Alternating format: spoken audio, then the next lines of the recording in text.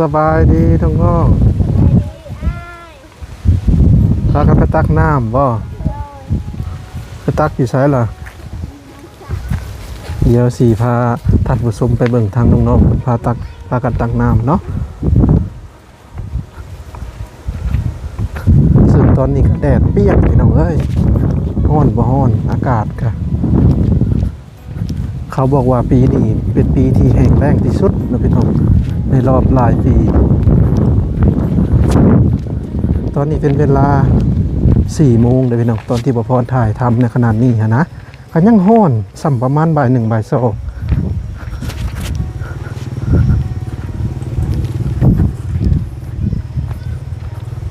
อ๋อมาตักนี่เนาะใส่เต็มบ่นี่บ่มันหนักโอ้เต็มเอาไปเห็นยังตัวนี้เสียไว้ทางธรรมดาอ๋อมีข่าวดีก็คือชีพจรธรรมดาใส่คนเอามา4บ่ปาตัวพอแหงเนาะพี่น้องหายืมรถยืมยังเพิ่นบ่ได้บ่พอมันใส่ลายกระพุ้ยเด้ใส่ประมาณเกือบ10กระพุ้ยผมได้จักกระพุ้ยแล้วน้องได้2กระพุ้ยแล้วเฮาก็ได้2นี่มือได้เพิ่นมาเจาะมืออื่นเนาะมืออื่นประมาณช่วงตอนแรงเพราะว่าตอนนี้เพิ่นกำลังเจาะให้อีกเจ้าหนึ่ง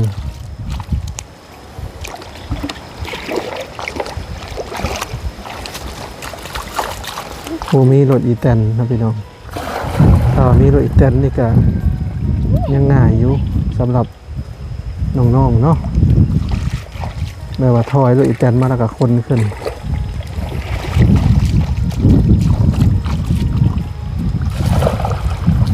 ก็นักแต่เธอพี่น้องเอ้ยทางมักใหญ่เลยแต่ว่าน้องศรีประจันนี่เก่งเคยหาบน้ำแต่น้อย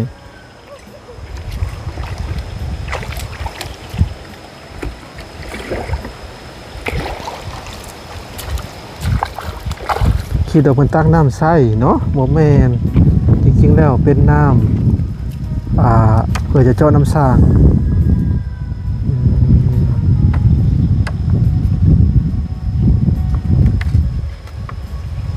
เราก็ได้2กระพุ้ย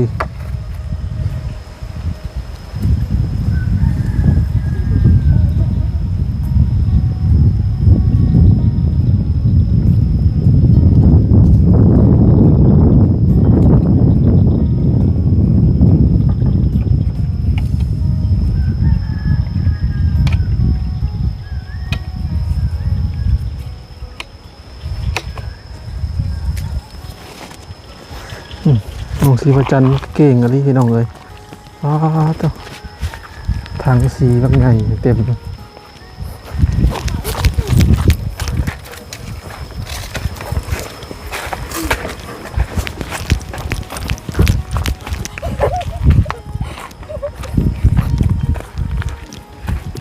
ประมาณ100 กว่าเมตรเกือบ200 เมตรไวเนาะ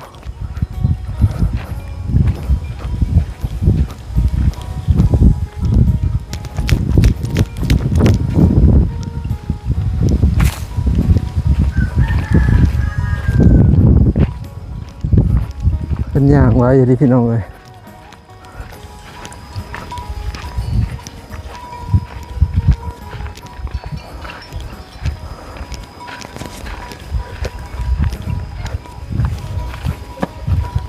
สบายดี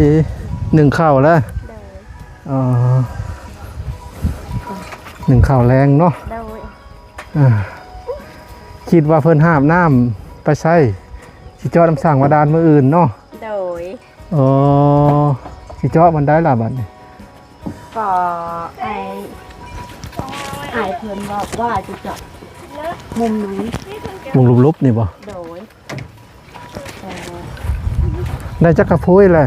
ได้2เลยนี่เลยนี่นะหารถหายังเพิ่นก็บ่ได้มีบ่นี่แต่บ่มีเงินจะใส่น้ำมันให้เพิ่นบ่มีเงินใส่น้ำมัน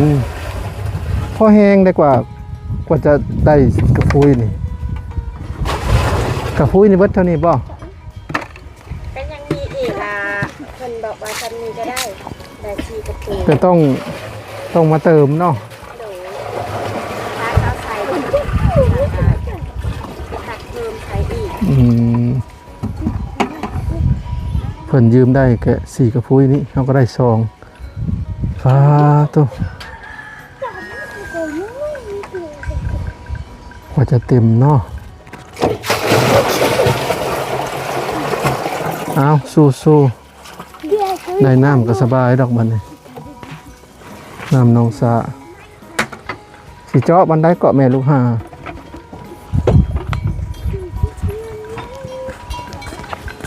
ไอ้หล่าบอกว่าสิเจาะมือน่าจะมือนี้เนาะคนก็บอกว่าน่าจะมือนี้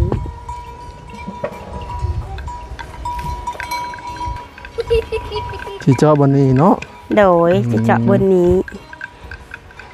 ใส่กันเจือนก็ได้อยู่เจาะบันนี้ โดย เป็นไรพอลูกหามันไปใช้ เพิ่นไปแบกไม้จะหวานน่ะจะข้าวเตาสักน้อยเขากองไว้ถ้ากองไว้ไล่ๆแล้วก็สิยืมรถหนองประมาณนี้แหละ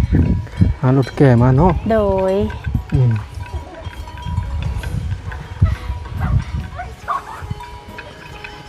มืออื่นเนาะพี่น้องมืออื่นก็ประมาณสักช่วงบ่ายๆทาง โดย ผู้เจาะน้ำเพิ่นจะเข้ามาเพราะว่าตอนนี้เพิ่นยังเจาะให้อีกเจ้าหนึ่ง โดยต่ออ้ายบอกว่าเมื่อเช้าเอานี่ก็น่าจะวันนี้แล้วจะได้เจาะแล้วนี่เพิ่นก็ยังเจาะที่อื่นก่อนก็บ่เป็นหยังคือ ถ้า ว่า เพิ่นบ่เจาะ เนาะ ที่อื่นก็มื้อนี้เจาะทางเจ้า โดย ก็พอดีเราจะเตรียมน้ำเตรียมในเนาะ โดย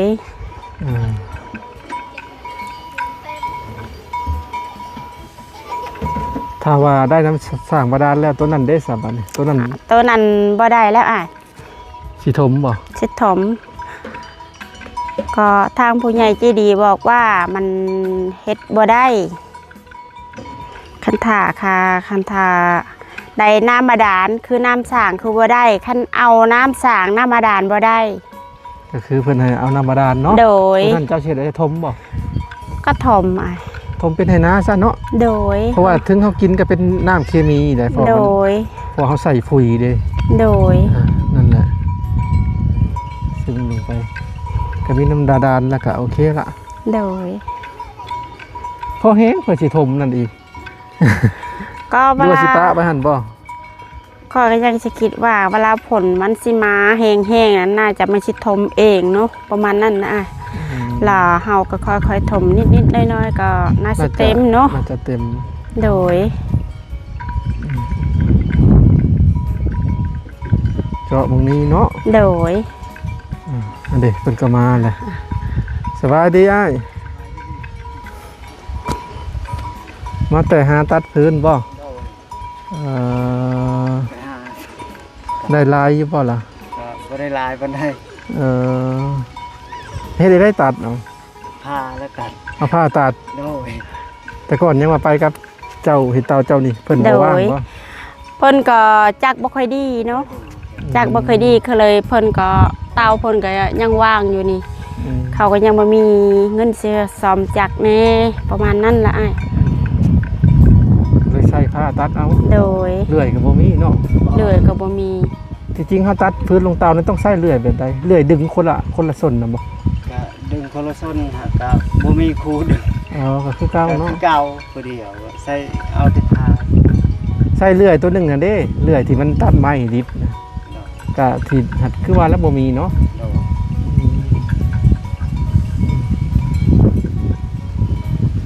น้ำเขาว่ามื้ออื่นเจ้าสิเอามาพี่เด้อนี่เพราะว่าเจ้าสิเจาะบ่นี่เจ้าต้องมาตั้ง โดยตั้งตักมานี่อีก ต้องตักมานี่อีกแหละ เพราะว่า คือจะบ่มาตั้งอยู่ที่เลยหรือจังไดมันจะสะดวก โอ้ มันถึงว่าให้น้องๆห้ามมาแล้วก็ทอกนี่เลยจังบ่ย่างย้ายหลายเทื่อ แต่มันยากรถไม่สักขาวมาเนาะเอาไปตั้งไว้ บ่ยากรถก็แค่2เมตรหนึงเพิ่นถอยเข้ามานี่นี่ตั้งอยู่ระหว่างนี่ พอกันยังบ่จักก็เกิดว่าเพิ่นก็เคย อันนั้นเจาะน้ำบาดาลเพิ่นว่าต้องเข้าเสียงไว้ก่อนเข้าเสียงแบบเวลามุ่งไหนมันมีอ่างน้ำที่หลายๆจังเจาะได้ ถ้าเข้าเสียงบ่มีน้ำก็เข้าเจาะบ่ได้อีกได้อ่ะ เพราะว่าเป็นไง เพราะว่ามันมีเบิดนะพื้นดิน มี แล้วเขาก็ว่าก็ว่าไปนั่นก็มีบนสถานที่ เสียง ของ มั เขา นบ่ได้ นี่ แม่น มั ว่าน มี สิแน่นอนใดมันแค่เล็ก โดย น่ะซื่อๆเอาย่าง ค่ะ ไปแล้วแต่มันค่อยมันยังก็กิ้งไปมันก็วับเข้าวับ แม่ มาน จริงๆอ่ะอยู่พื้นดินเขาว่า มี มีเบิด ทุกบอน มีทุกบอน แต่ว่าบ่อนน้อยบ่อนหลายนี่ก็อันนี้ก็อีกปัญหาหนึง มี อันนั้นก็มันติด พอเจาะลงไปตั้งว่า3-40 เมตร เพราะว่า บ่มีน้ำเป็นไปได้บ่พื้นดิน มีน้ นอกจากว่าบ่อนแห้งแล้งอันนี้ก็อันนั้นยาก ำโดย ต้องมีทุกบอนนั่นแหละนะ มันมีเหมือนว่าเพิ่น มัน บอก เสี่ยงก็ บอก เสี่ยงมันก็บ่ได้แน่นอนดอก บ่แน่นอน แม่น ดอก ค่ะ ก็คือว่าสิเจาะบ่นี่ก็เจาะโลดนี่เจาะบ่ โด นี่ ย มีน้ำมี กันบ่มี มี ก็ วัน เขา นี้ ย้าย มี คนใหม่อยู่เขาย้ายดอกมันฮอด30ปลายเมตรกันบ่มี แต่ใส่กันเจียนแล้วตัวนี้ ค่ะว่ามันมีลิกดูดนะคันมีน้ำแบบอ่างใหญ่แล้วมันสิดูดเนาะ เพิ่นบอกว่าเขาก็ยังบ่จักได้คอยบ่เคยเฮ็ดบ่เคยทำเนาะขอยก็เว้านำหมู่เว้า ต้องใส่กระเจือน2อันจังสิได้ยันมันลง แม่นเจาะบ่ดินทมใหม่นี่มันจะเกลื่อน ได้ปะ แม่นบ่ พอลังนั้นก็กระเจือนนั้นมันนั่นนะ มีที่บ้าน แสดง เฮา ว่า นี่ เขตแถวนี้มีดินทรายหลาย โดย บ่แม่นดินพาราน โดย ในอนาคตอย่ามันเจือนทับท่อแล้วมันดึงขึ้นบ่ได้ใช่บ่ ก็ได้แล้วต้องเจาะบนใหม่แล้วต้องปะแล้วตัวน่ะคันใส่2อันน่าจะได้อยู่2ท่อ สองท่อ โดย ไล่ไก่ อ๋อแสดงว่าบ้านเจ้านี่เป็นบ้านดินทราย โดย เวลาเจาะไปเลยถ้าบ่ใส่กันเสื่อนกันเจือนยาวๆเนี่ยมันจะดินจะสไลด์ โดย ทับท่อแล้วก็สามารถใช้งานบ่ได้สิบ่ โดยโดย แบบนี้เนี่ยมันก็ต้องเสี่ยงได้สองท่อก็มีแต่4จักเม็ดสองท่อท่อยาวๆนะท่อละ4เมตร 4เมตร 8เมตรเอง 8เมตรก็ 8 น่า เม จะ ตร ได้ เอ อง ยู่ วิทย์บ่ดินทราย วิทย์อยู่ วิทย์บ่ โดย อ๋อ น่าจะวิทย์อยู่ซั่นน่ะคือเฮา ท่อกันสุดกันเจือน โดย ช่องท่อนก็8เมตร โดย จริงๆเพิ่นเจาะไป30กว่าเมตรอืมถ้าคืออันบ้านใดมีพลานหินน่ะอันนั้นบ่ยากใส่กันเจียนเลย โดย ใส่อยู่ประมาณ1เมตรหา2เมตรน้องหันเขากับปล่อยเลย แต่ก็นั้นได้เนาะนั้นเจาะเข้าแต่ว่าดินทรายดินดานี่ไว้อยู่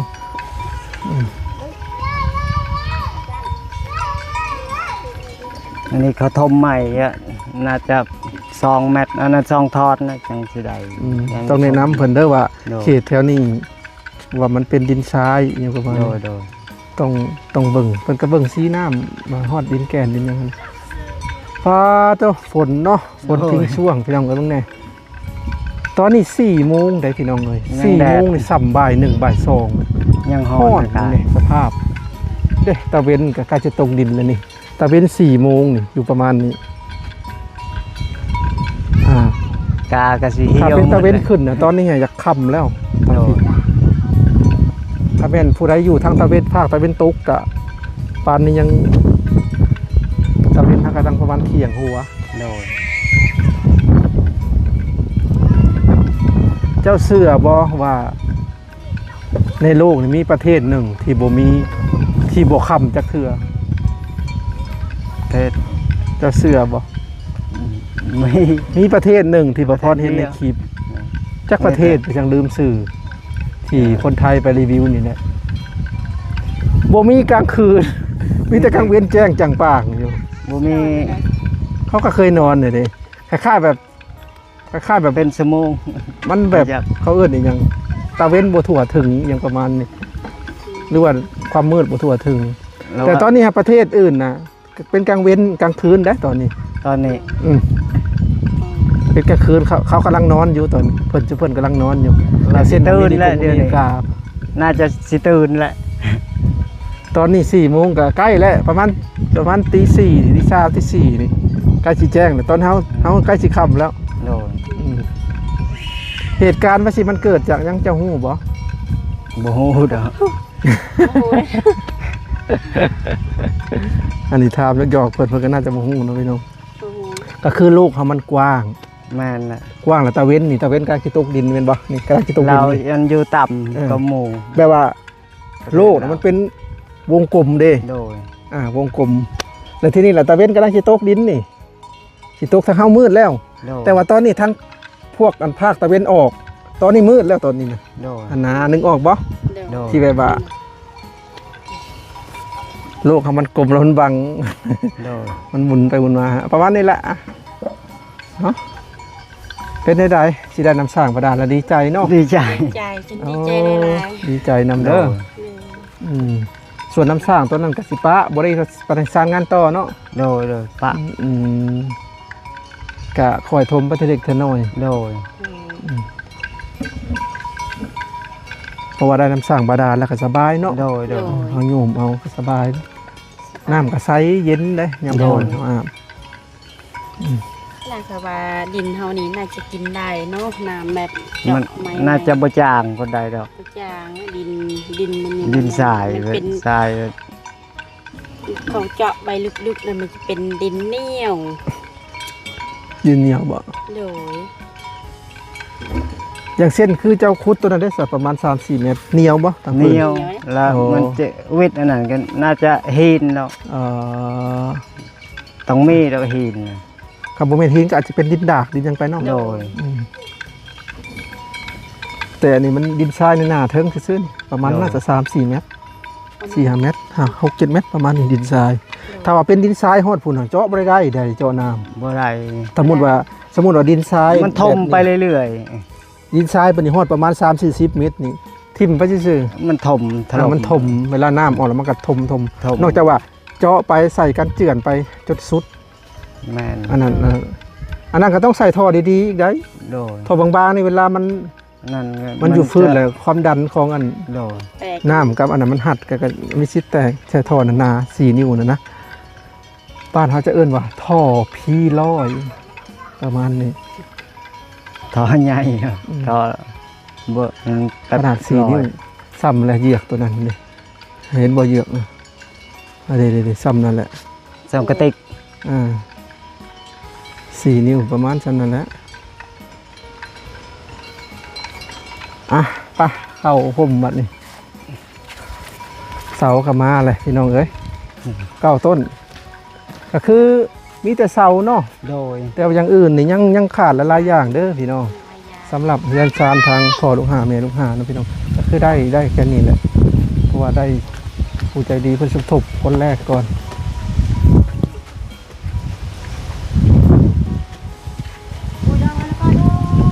มันบ่เป็นน้องน้ำบ่บัดละโตไป ยังเอาดินนั่นนะทบอยู่นี่ อย่าดินมาถมนี่อีก โดย อ๋อ สิเอาอยู่พุ่นแหละ โอ้มาเอาดินนั่นนี่เนาะ โดย ซ่อมให้เป็นให้นาแล้วก็เอาพุดนี่อืม สิซอกเอาซ้ำนี่แหละเพื่อน้ำให้ไหลอยู่พุ่นคอยทมไปเรื่อย โตฮ้อนพี่น้องเอ้ยฮ้อนแฮง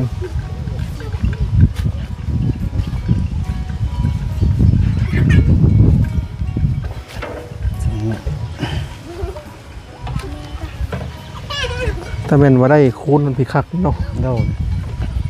อันนี้ก็หาเพิ่มมาทม โดยโดย เพียงกัน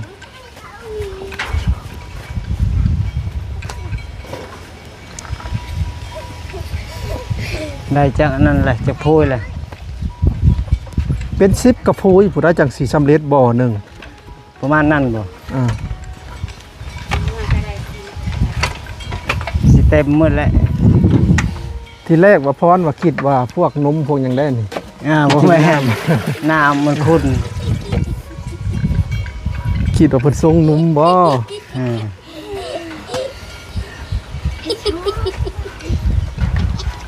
นี่ใกล้จะเต็มละ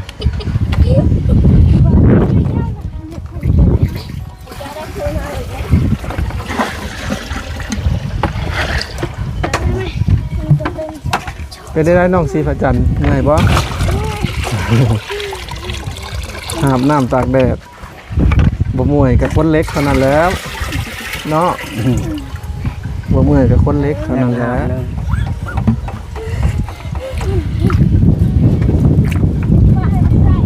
น้ำกับปานน้ำเนาะ โดย น้ำดินดาสมัยก่อนนี่ก็เคยอาบได้แบบนี้เนาะ อาบเดี๋ยวนี้ก็ เพ บาง ราะ ที ยังน้อย ก็ ก็ยังเค อาย บ อาบแบบนี้ไปโตนน้องซาดอกน้ำขุ่นๆมาสิแหละบัดละพอลิ่นน้ำแล้วก็ขี้ดินออกมาจากหน่วยตา โดย เป็นขี้ตาอืม ยังจะห้า ก็หนาวนี่มันบ่ค่อยใส่ดอก นี่นน้ำ มีแต่ ตก แบ มา บนี้แหละดินดาบยังหาบหนึ่งว่ะ เชื่อซื้ออันฟัก เต็มแล้ว อ่ะน้องพี่น้องซึ่งเฮือนเพิ่นกายังคือเก่าน้องพี่น้องยังรอไม่คือเก่าเนาะ อ่าเพิ่นก็อยากเห็นให้มันแล้วแหละแต่ก็นี่แหละบ่มีไม้นะพี่น้องอ่าถ้าแม่นว่ามีไม้นี่แล้วตัวนั้นเนาะ แล้ว ตัวเกาะที่สองนี่ก็กำลังเฮ็ดตอนนี้เนาะ กันเมฆก็ ครับ น่าจะแล้วมื้อนี้ อ่าพอเฮ็ดแล้วก็ห่มเนาะ โดย กว้างขวางขึ้นก็ถือว่าสะดวกขึ้น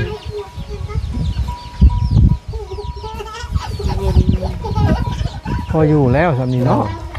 ใครกว่าเก่า2 เท่า น่าเบื้องนี้น่าจะจบอยู่แล้วอันนั้นสังกะสียังหาแพทย์